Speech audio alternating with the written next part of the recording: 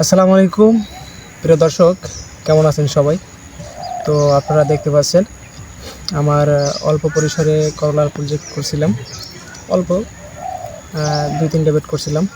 তো আপনারা দেখতে পাচ্ছেন এই যে করলা কিন্তু অলরেডি চলে আসছে।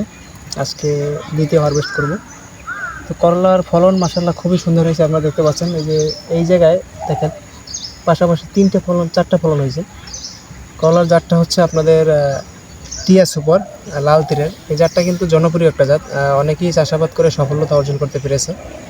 আর এই কলাটা খুব ভালো, ভাইরাস সহনশীল একটা জাত। আপনারা দেখতে পাচ্ছেন আমার কাছে কোনো পরিমাণ ভাইরাস নেই। আর মজার বিষয় হচ্ছে আপনার আমি রোপণ করছি শুধু, কিন্তু এখানে কোনো পরিচর্যা করা হয়নি, শুধু রোপণই করা হয়েছে। মানে আমি মরিচ নিয়ে ব্যস্ত ছিলাম, এখানে অত একটা সময় দেই নাই, শুধু লাগাই রাখছি। এখন পর্যন্ত খাবার দেই নাই, কোনো কীটনাশক স্প্রে করা হয় না। তারপরও মানে এত সুন্দর ভালো হয়েছে, মানে বলার মতো না।